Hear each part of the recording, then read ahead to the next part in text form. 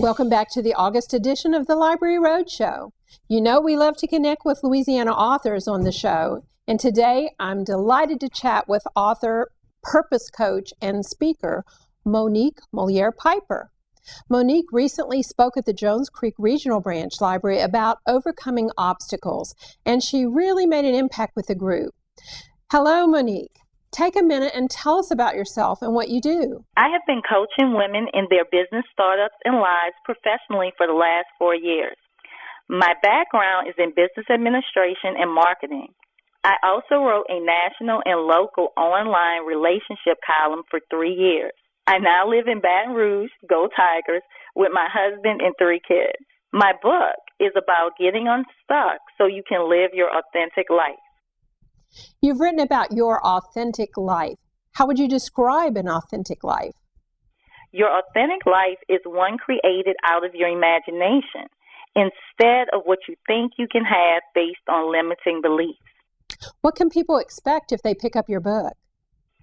I use colorful stories from my own life growing up in New Orleans and the stories of others to show how we become who we are, and that you can always make a new decision no matter where you are in life. What motivated you to write Dance in the Sun? My motivation to write this book came when I realized that I wasn't alone in my thinking. Thousands of women, maybe even millions, are having the why can't I conversation, wondering why can't I start a business? Why can't I meet the right one? Or even, why can't I feel joyful?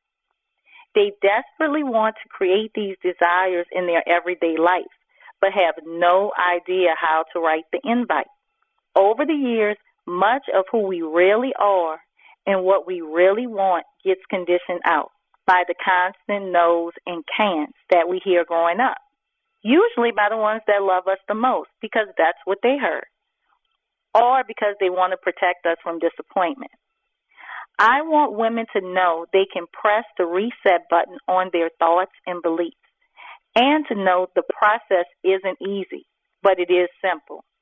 Once you learn to incorporate the proper strategies into your life. Now that you've had a book published, what lessons or advice do you want to share with folks listening at home that may want to see their own ideas put into print? My advice to new authors is, first, set a timeline for when your book is going to be finished. No timeline, no completed book, period. Second, write every day. Let me say that again. Write every day, if only for 30 minutes. It builds the habit.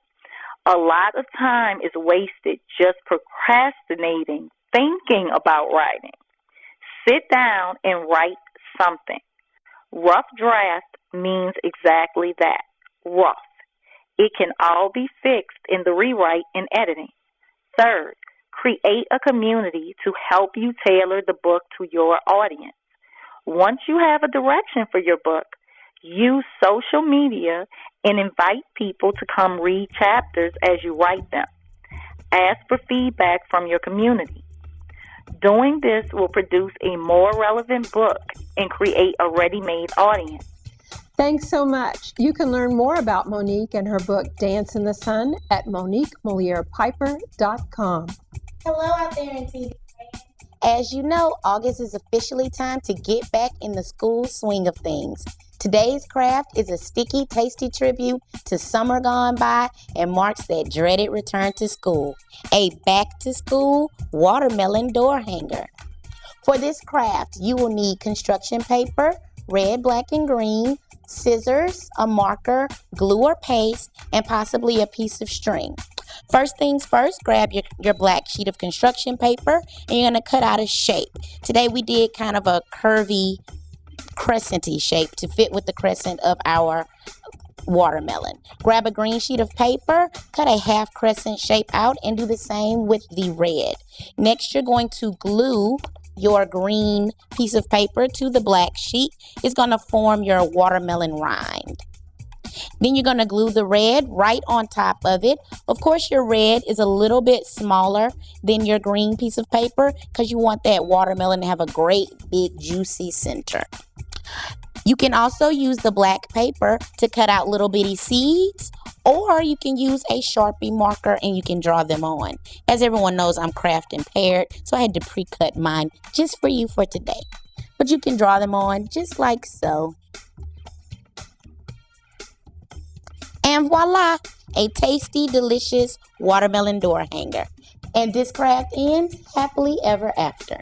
Thanks for sharing that tasty treat. I especially like hanging it on my door to say, "Quiet, I'm reading." The Library Roadshow will be back in a moment. And coming up after the break, a spotlight of just a few of the events on the library's community calendar. And then some end of summer page turners. Stay right there. You're watching the Library Roadshow.